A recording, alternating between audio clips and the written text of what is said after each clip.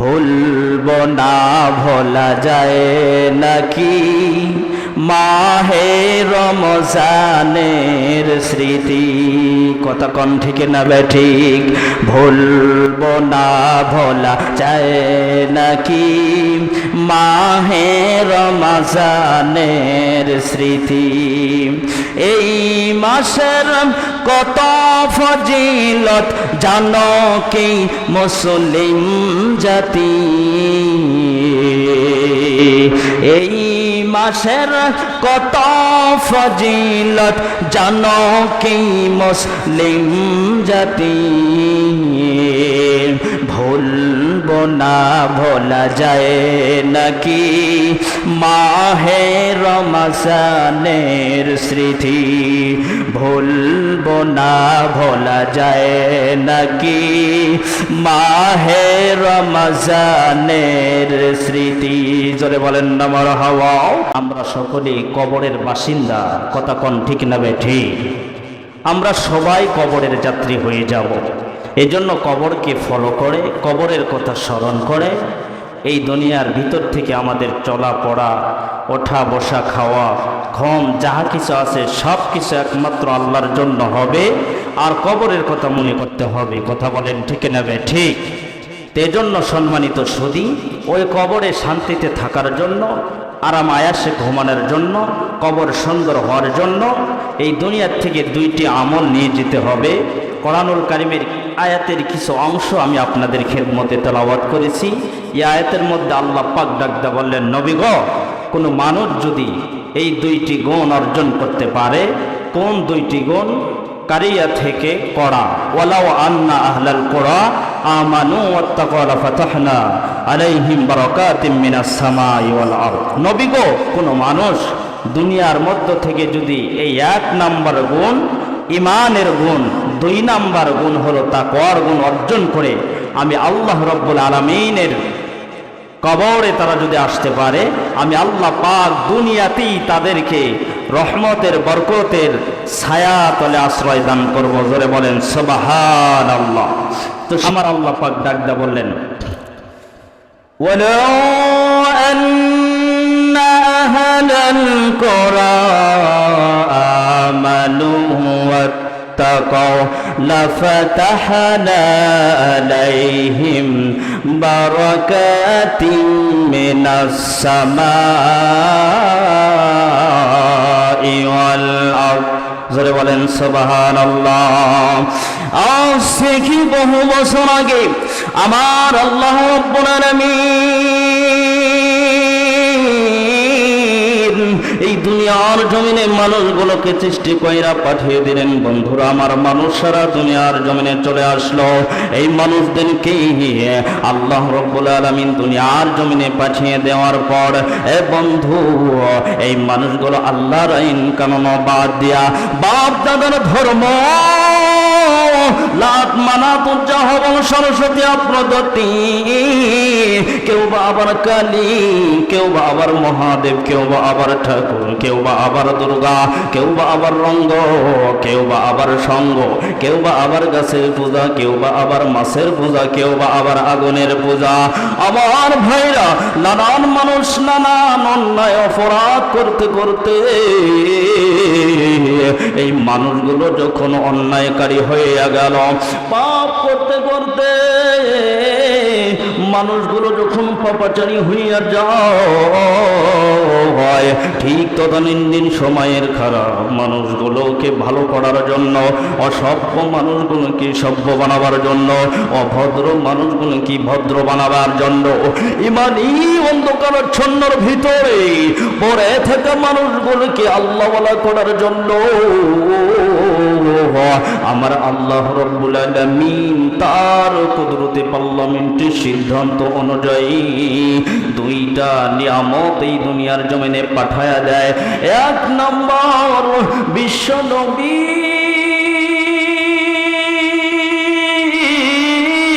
নূর নবী মুহাম্মদ রাসূলুল্লাহ সাল্লাল্লাহু আলাইহি সাল্লামকে আমার আল্লাহ রাব্বুল আলামিন এই দুনিয়ার জমিনে পাঠায়া দিলেন। দ্বিতীয় নম্বরে নবীজির উপরে নূন নামক 30 পারা কোরআন আমার আল্লাহ পাঠিয়ে দিলেন। একবার আওয়াজ করে বলা যাবে কি সুবহানাল্লাহ? আরো একবার আওয়াজ দিয়ে কন্যা সুবহানাল্লাহ। আল্লাহ ডাকতে বললেন, নবীজি তাম পৃথিবীর মানুষগুলোকে আমার পক্ষ থেকে জানিয়ে দাও, নবী গো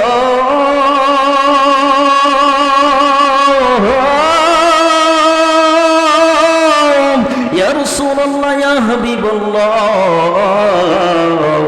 এই পৃথিবীর জমিনে আমি আল্লাহ যেই মানুষদেরকে পাঠিয়ে দিলাম, ও নবী গো, তারা যদি এই 2টি গুণ দুনিয়ার জমিন থেকে অর্জন করতে পারে। কোন 2টি গুণ? যেই 2টি গুণের কথা আমি বললাম। 1 নাম্বার ঈমানের গুণ, 2 নাম্বার তাকওয়ার গুণ। কোন বান্দা কোন বান্দি দুনিয়ার মধ্যে থাকিয়া জীবনের মধ্যে যদি এই 2টি গুণ অর্জন করে, আল্লাহ পাক রব্বুল আলামিন বলে দিলেন, দুনিয়ায় আসমানের রহমতের বরকতের দরজা আমি আল্লাহ খুলে দেব। একবার আওয়াজ করে কন্যা সুবহানাল্লাহ। আমার ভাইরা, আমার বন্ধুগণ, আল্লাহ রাব্বুল আলামিন এই দুনিয়ার মধ্যে কোনো বান্দা এবং বান্দি জীবনের মধ্যে যদি এই 2টি গুণ অর্জন করতে পারে, দুনিয়ায় আল্লাহ পাক আসমান থেকে রহমতের বরকতের দরজা আল্লাহ পাক খুলে দেবেন। সুবহানাল্লাহ বলে।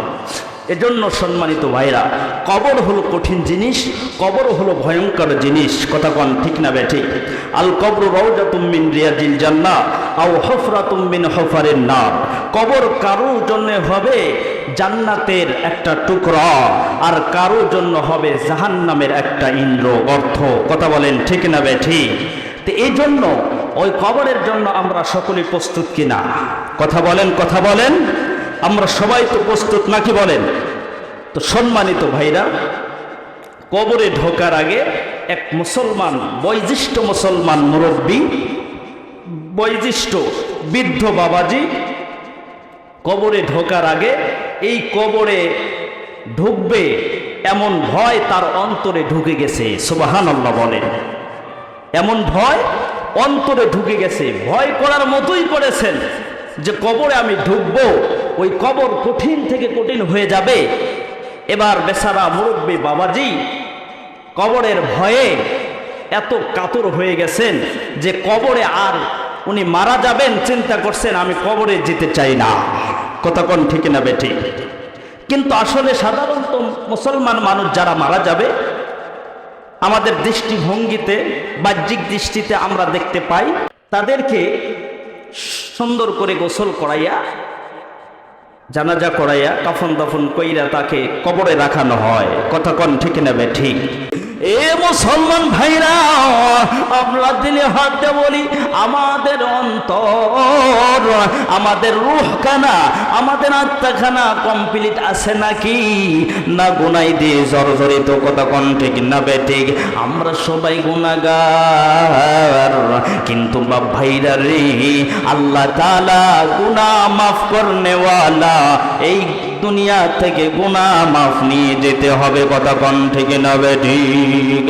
আমার দিক তাকান, একটুখানি মনোযোগ দিবেন, একটুখানি অন্তরটা আমার বন্ধুগণ সুন্দরভাবে মিলাইয়া দিবেন। নবীজি ডাকতে বললেন, ও সাহাবীরা শোনো শোনো, এই মুরব্বী মানুষ তার জীবনের মধ্যে গুনাহ আছে, গুনাহ নিয়ে কবরে ঢুকতে চায় না। তাই বৃদ্ধ বাবা তার সন্তানদেরকে মৃত্যু হওয়ার আগে, সে মারা যাওয়ার আগে তার সন্তানদেরকে নসিহত করতেছে। মারহাবা বলেন। সন্তানদেরকে ডেকে ডেকে বলেন, ইয়া আমার সন্তানেরাও, তোমরা শোনো শোনো শোনো, আমি তোমাদেরকে নসিহত করব। আমি তোমাদের জন্মদাতা পিতা, আমি তোমাদেরকে নসিহত করতে চাই। তোমরা যদি আমার এই নসিহতটুকু মানো, তাইলে আমি মৃত্যুবরণ করে শান্তি পাবো। কথা কোন ঠিক না বেঠিক? আমার ভাইরা, এ তারাস্তানার বাপ ভাইরা, সিরাজগঞ্জের ডিস্ট্রিক্টের বাবারা, এ মনোহরপুর আমার ভাইরা, ইভেন বারোহা সিননের আমার বাপ ভাইরা রে, খুব গভীর মনোযোগ দিয়ে শোনা লাগবো। বেশি আলোচনা করব না, বেশি লম্বা টাইম নেব না, খুব গভীর মনোযোগ দিয়ে শোনা লাগবো। বৃদ্ধ বাবা, বয়োজ্যেষ্ঠ বাবা সন্তানদেরকে নসিহত করতে চায়, আমার সন্তানেরা তোমরা শুনে নাও, শুনে নাও, আমি কবরে যাইতে চাই না। আমি যখন দুনিয়ার থেকে চলে যাব, আমি যখন মারা যাব, আমার লাশটাকে তোমরা মানুষের মতন কইরা, মানুষের মতন কইরা গোসল করাবে না। ওই জানাজা পড়ায়া তোমরা কেউ কবরস্থানে রাখবা না, কবরস্থানে ঢুকাইবা না। আমি বাবা হয়ে তোমাদেরকে নসিহত করি, আমাকে কবরস্থানে রাখবা না। একজন সন্তান ডাকতে বলেন, বাবা কেন কেন তোমাকে কবরে রাখবো না? সাধারণ কোন মুসলমান যখন মারা যায়, মুসলমানদের কাজ হলো ওই মুসলমানকে সুন্দর কইরা গোসল করাইয়া, জানাজা পড়াইয়া কবরে রাখা হয়। কথা কোন ঠিক না বেঠিক? বৃদ্ধ বাবা ডাকতে বলে, সন্তান আমি তোমাদেরকে নসিহত করি, তোমরা আমার লাশটাকে কবরে রাখবা না, আমার লাশটাকে সুন্দর করিয়া সীতায় উঠাইয়া, সীতার মধ্যে আগুন ধরাইয়া, আমার লাশটাকে জ্বালায়া পোড়াইয়া তোমরা আমার লাশটাকে ছাই করিয়া দিবা। কথা কোন ঠিক না বেটি? সন্তানেরাও সহ্য হয়ে গেল। এ কেমন নসিহত বাবা আমাদেরকে করে? কথা কোন ঠিক না বেঠিক? সাধারণত আমরা মুসলমান, কোনো মুসলমানকে যদি কেউ জানায়, যদি মনে করেন এই মনোহরপুরে একজন মারা গেছে, এখন আমরা সবাই বলি যে ও মুসলমান, ওরে চিতাই তুলে আগুনে পুরায় সারকার করে দিই। অন্য এলাকার মানুষকে আমাদেরকে আমান তামান থুবে নাকি? ওই গ্রামের মানুষগুলো ভালো না, মুসলমান মারা গেছে কবর দোয়া বাদ দিয়ে পুরা ছাই করে দিচ্ছে। ঠিক না বেঠিক? কথা বলে। সন্তানেরা ডাকতে বলে, ও বাবা এ কেমন নসিহত তোমার? আমাদের দাদা মুসলমান, আমার বাবাই মুসলমান, সূত্রে আমরাও মুসলমান, কিন্তু বাবা আপনি এই যে নসিহত করতেছেন, আপনি যখন চলে যাবেন, আমরা আপনার সন্তান কথা দিলাম আপনার নসিহত পূরণ করব, কিন্তু বাবা শুনে রাখো, আমরা যদি তোমার লাশটাকে চিতায় পড়ে আগুনে পোড়ায়া ছাই করে দেই, বাবা শুনে নাও, শুনে নাও, আগামীকাল থেকে আমরা ঘর হইতে বাহির হইতে পারবো না, বারোহাঁস বাজারে যেতে পারবো না, বস্তুল বাজারে যেতে পারবো না, এই মনোহরপুর টলের মধ্যে বসতে পারবো না। একজন আর একজনকে বলবে এরা লোক ভালো না, এই সন্তানগুলো ভালো না। মুসলমান বাচ্চা, মুসলমানের বাবা কি তারা আগুনে চিতায় পইরা হিন্দুদের মতো কইরা তাদেরকে পুরাইয়া দিছে, তার বাবাকে পুরা ছাই করাইয়া দিছে। এই সন্তানদেরকে এলাকার কোনো মানুষ পছন্দ করবে না। কথা কোন ঠিক না বেঠিক? আমার কথা কি বুঝতেছে? রাগ করতেছেন বাবাজি? চলবে চলবে তো ইনশাল্লাহ চলবে। তাইলে গভীর মনোযোগ দেওয়া লাগবে, সময় বেশি নিব না। মুসলমান ভাইরা একটুখানি গভীর মনোযোগ দিয়ে শুনবেন গো বাবা। এইবার বাবার নসিহত সন্তানদের মানা অবশ্যই জরুরি হয়ে গেল। কতক্ষণ ঠিক না বেঠিক? এবার আমান তামান সুস্থ অবস্থায়, বেচারা এখনো মারা যায় নাই, এখনো সুস্থ আছেন। কতক্ষণ ঠিক না বেঠিক? সুস্থ মানুষ কি দুনিয়ার থেকে যায় না? যেতে পারে। কতক্ষণ ঠিক না বেঠিক? কত মানুষ অসুস্থ পড়ে আছে, আছে হাসপাতালের বেডে, কত মানুষ বছরের পর বছর হয়ে গেছে, এই মানুষগুলো ঘরের মধ্যে শুকনা হয়ে চামড়া শুকিয়া, হাড্ডির ক্যালসিয়ামগুলো শুকিয়া জীর্ণ শীর্ণ হয়ে গেছে, খাইতে পারে না। এমন অসুস্থর মধ্যে মানুষ দুনিয়ার মধ্যে আছে না নাই? কথা বলেন, আছে না নাই? এই বাংলার জমিনে এরকম অসুস্থ মানুষের কাছে আজরাইল আসে না, কিন্তু সুস্থ মানুষকে আল্লাহ এই দুনিয়ার থেকে নেয়, এমন নজির এই বাংলার জমিনে আছে না নয়? যেমনি এই বাবা বৈশিষ্ট্য বাবা, কোনো অসুখ নাই, একেবারে সুস্থ। এ দোস্ত খেয়াল করবেন, এই বৃদ্ধ বাবা যে আমার বন্ধুগণ স্টলে চলে গেল, ভাইদেরকে ডাকতে বলেন, ভাইজান আমি তোমাদের কাছ থেকে বিদায় নিচ্ছি, তোমাদের সাথে এতদিন চলাফেরা করেছি, ভাই চলাফেরার কারণে আমার যদি কোনো ভুল হইয়া যায়, আমার যদি কোনো ভুল হয়, আমার যদি কোনো অন্যায় করে থাকি, তাইলে তোমরা আল্লাহর রাস্তায় মাফ করিয়া দেবা। একবার আওয়াজ করে কোন কথা ঠিক না বেঠিক? কোনো মানুষ যদি কোনো মানুষের কাছে অন্যায় করে থাকে, এই মানুষের অন্যায়কারী আল্লাহ তাআলা ওই মানুষ যদি মাফ না করে, কিয়ামতের ময়দানে আল্লাহর আদালতে তার মামলা দায়ের হবে। কথা কোন ঠিক না বেঠিক? এজন্য দুনিয়ার মধ্য থেকেই আমার বন্ধুগণ একজন আরেকজনের কাছ থেকে মাপটা চেয়ে নিতে হবে। কথা কোন ঠিক না বেঠিক? এ বাজান আর লম্বা করব না, মুসলমান ভাইরা, এই বৃদ্ধ বাবাজি সবার কাছ থেকে মাপ নেওয়ার পর, এ বন্ধুরে, আমার ভাইরা, আমার বন্ধুগণ, মাপটা যখন হয়ে গেল, এমনি করে কয়েকদিনের মাথায় এই বৃদ্ধ বাবা বৈশিষ্ট্য বাবার দুনিয়া থেকে চলে গেল। কথা কোন ঠিক না বেঠি?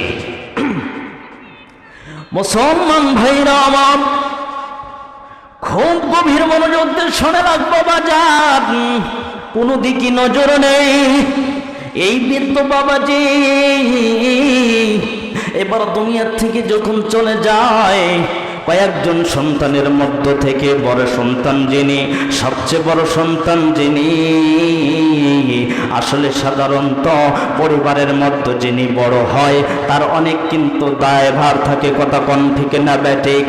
কয়েক ভাইয়ের ভিতরে এই বড় ভাইটা ডেকে ডেকে ডাকতে বলো, ভাই রে, যেহেতু বাবা আমাদেরকে নসিহত করেছে, বাবার নসিহত তো পূরণ করার জন্য আমাদের জন্য খুব জরুরি হয়ে গেছে। তবে শুনে নাও, আমরা বাবার লাশটাকে দিনের বেলায় চিতায় চড়াবো না, গভীর রাত্রে অন্ধকারে নির্জনে আমার বাবাকে আমরা চিতায় পড়ে আগুনে পুইরা ছাই করে দেব। শুধু তাই নরে মুসলমান, এই বৃদ্ধ বাবাজি প্রথম নাম্বার শর্ত দিয়েছেন সন্তানদেরকে যে তোমরা আমাকে চিতায় পোড়াবা।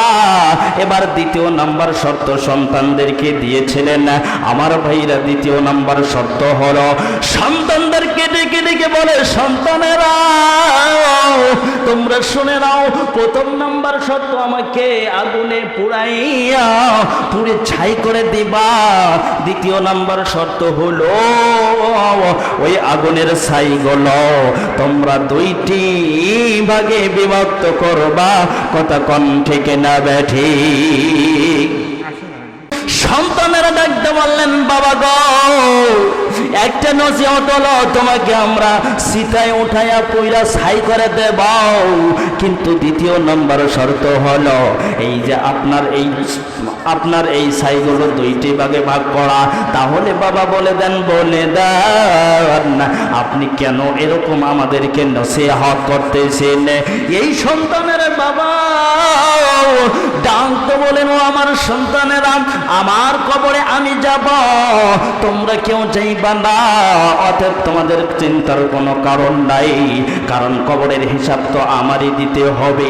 এমন গুনাহ আমি করেছি কিয়ামতের ময়দানে আমার আল্লাহ যদি আমারে ধৈর্য বসে তাইলে আমি জবাব দিতে পারবো না, পার হইতে পারবো না। কথা কোন ঠিক না বেঠিক?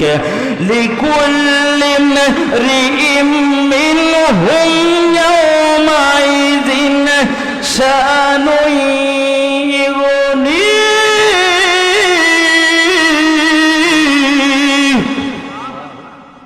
আমার ভাইরা, আমার বন্ধুগণ, কিয়ামতের ময়দানে এ বন্ধু সূরা মাসার ভিতরে আছে।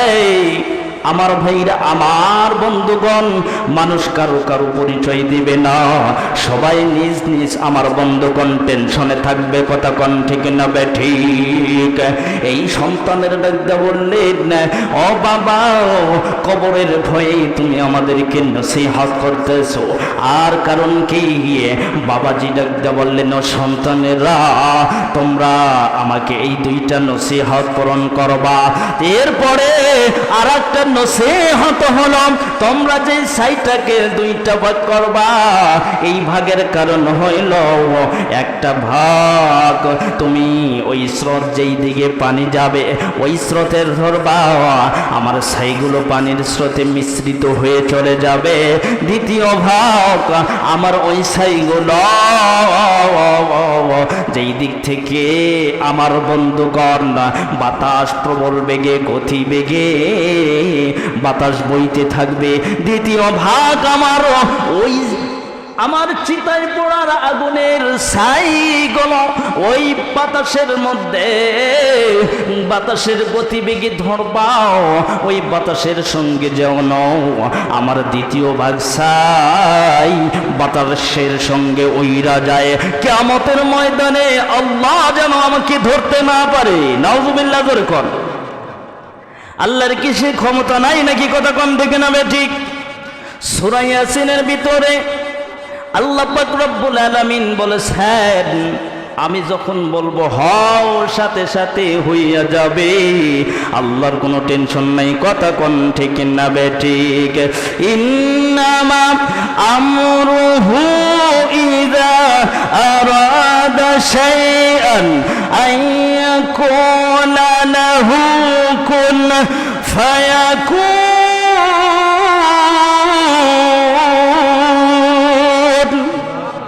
নিশ্চয় আল্লাহ যা বলবেন শুধু কোন শব্দ ব্যবহার করলেই সাথে সাথে হয়ে যাবে।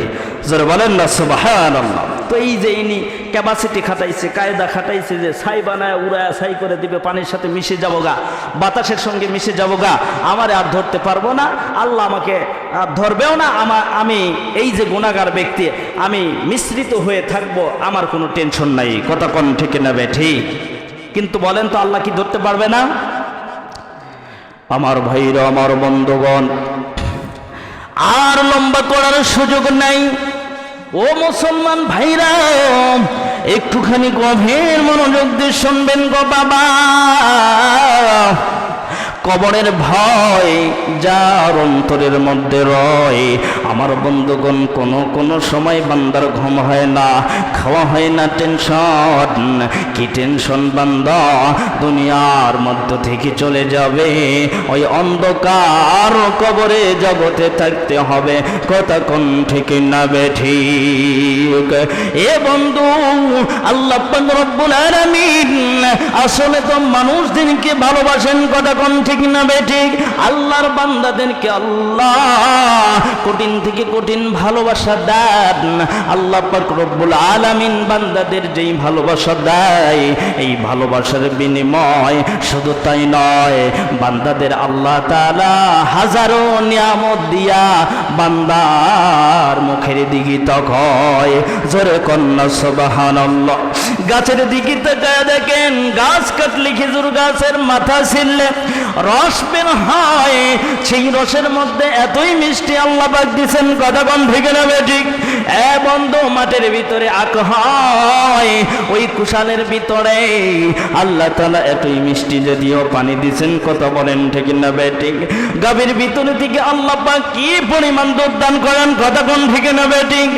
এমনকি এক 1 মণ পরিমাণও ওই গাভীর থেকে দুধ হয়। গাভী যদি দহন দেওয়া হয়, আমার বন্ধুগণ গাভী দহন করতে গিয়া আমার বন্ধুগণ মালিক ওই গাভীর ভিতর থেকে কমপক্ষে 1 মণ করে দুধ বের হয়। এ বন্ধু খেয়াল কি করছেন?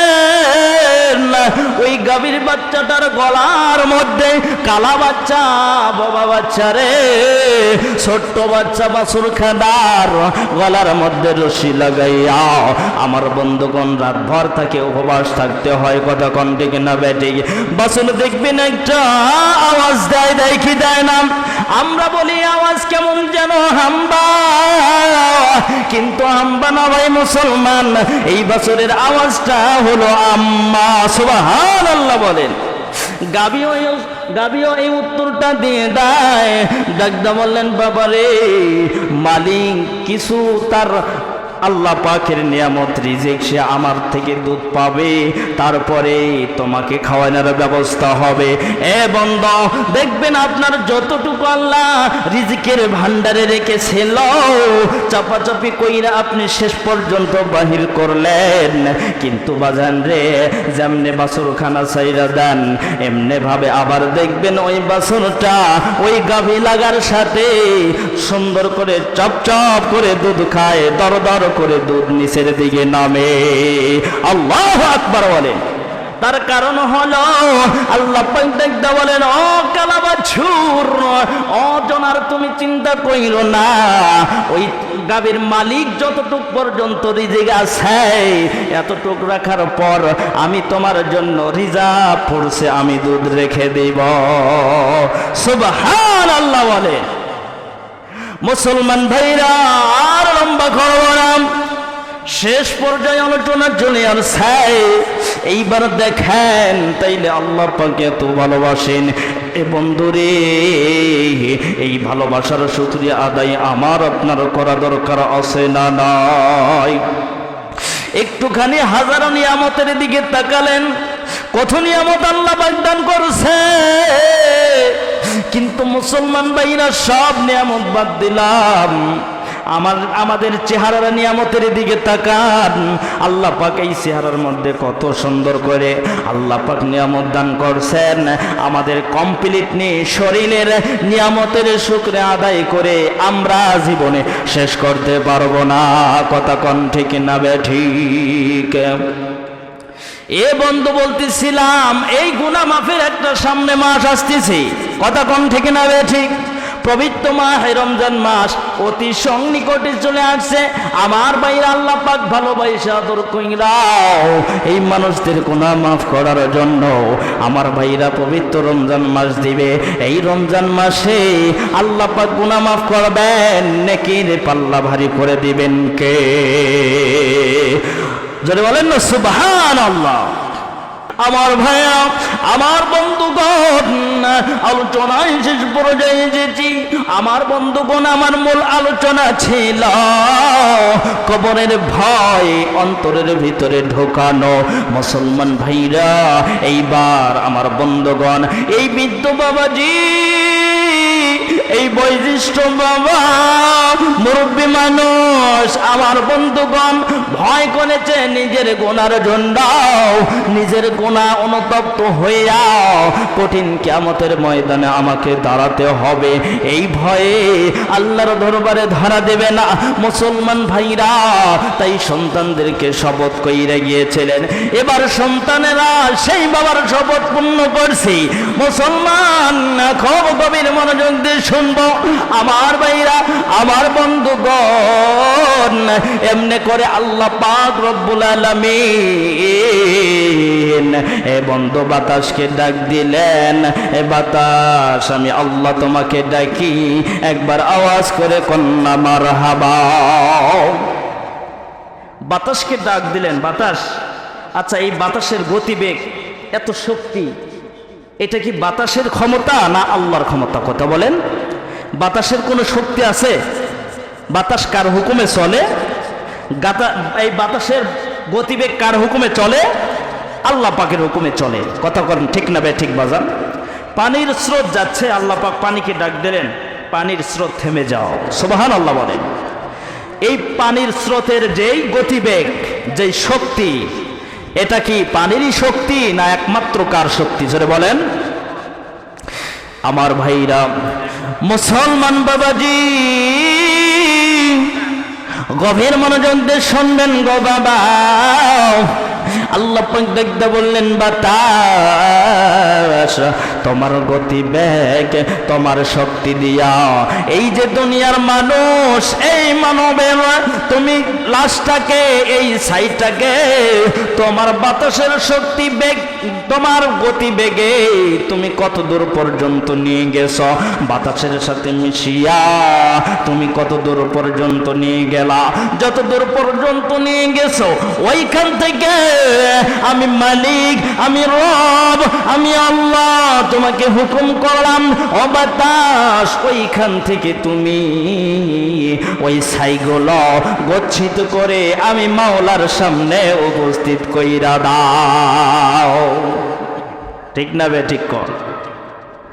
আমার ভাইরা, আমার বন্ধুগণ, বাতাস যখন আল্লাহর হুকুম পেয়ে গেল, এখন আল্লাহ যখন হুকুম করবে, আল্লাহর হুকুমে আমার বন্ধুগণ বাতাস তখন তার গতিবেগ নিয়া, আমার বন্ধুগণ যেই গতিবেগে রওনা দিয়েছিল, সেই গতিবেগ নিয়াও সমস্ত ছাইগুলো একত্রে কইরা মাওলার কাছে উপস্থিত হয়েছেন। ধরে বলেন মারহাবা।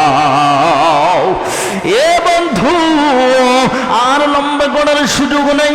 আল্লাহ পাক ডাকতে বললেন, ও প্রাণীর সাথ, ও পানি, তোমার গতিবেগ যেমনটা ছিল, তোমার গতি নিয়া তুমি এই মানুষটার, এই লাশের ছাইগুলো যত দূর পর্যন্ত তুমি নিয়ে গেছ, কোন কোন পানির সঙ্গে মিশ্রিত হয়েছে, কোন কোন পানির সঙ্গে একত্রিত হয়ে গেছে, সব ছাইগুলো পানিগুলো গোসাইয়া গোসাইয়া ওই ছাইগুলো আমি আল্লাহ পাকের কাছে হাজির করো। একবার আওয়াজ করে কন্যা আল্লাহু আকবার। আমার ভাইরা, কথা সংক্ষেপে, আর লম্বা করার সুযোগ নাই। এবার পানি যখন তার গতিবেগ দিয়ে, শক্তি দিয়া যেখানে ছাইগুলো ছিল, সেইখান থেকে গোসাইয়াও মাওলার কাছে উপস্থিত করলেন। এইবার মাওলা, আমার বন্ধুগণ, কুদরতওয়ালা আল্লাহ, আমার আল্লাহ পাক রব্বুল আলামিন কোনের মাধ্যমে, শব্দের মাধ্যমে এই ছাইকে আল্লাহ পাক আবার আগের মতো ওই মানুষটা বানায়া দিলে। মারহাবা বলেন, আর একটু জোরে বলেন মারহাবা। এবার মানুষ হয়ে গেছে। আল্লাহ পাক ডাকতে বললেন, এ বুড়া, তোমার খবর কি? সুবহানাল্লাহ কয়। দেখুন বুড়ার কাম সারা, কে রে, আমি যে কায়দা কৌশল খাটাইলাম, এই কেমনে আমার আবার এই কামটা করলো? কতক্ষণ ঠিক নেবে ঠিক? তো আসলে তো আল্লাহর দরবার থেকে পালানোর কোনো সুযোগ আছে? কোনোই সুযোগ নাই। আল্লাহ পাক ধরলে আল্লাহ পাক ধরেই ফেলবে। তো সম্মানিত শুধু এজন্য আমরা কবরের যাত্রী, কবরে আমাদেরকে যেতেই হবে। এই যে এত আমাদের দুনিয়াতে আসার পর নাম ধাম, চেয়ার পাওয়ার, টাকা পয়সা, বাড়ি গাড়ি, অট্টালিকা সব হয়েছে, পরিচিত হয়ে গেছে, কিন্তু আমার বাপ ভাইরা, আমার বন্ধুগণ, একটা সময় আমরা তো কিছুই ছিলাম না। কথা কন ঠিক না বে ঠিক? আল্লাহ পাক কোরআনেই এই কথাটা বলেছেন, হাল আতা আলাল ইনসানি হিনুম মিনাদ দাহরি লাম আকুন শাইআম মাযকুরা। একটা সময় মানুষের কিছুই ছিল না। কথা কন ঠিক না বে ঠিক? তো এই জন্য সম্মানিত বাপ ভাইরা, যেহেতু আমরা সবাই কবরের যাত্রী, কবর থেকে পরিত্রাণ পাওয়ার জন্য, ওই কবরকে সুন্দরভাবে সাজানোর জন্য, গোছানোর জন্য দুনিয়া থেকেই সেই কবরের সামান আমাদেরকে তৈরি করতে হবে। কথা বলেন ঠিক না বে ঠিক?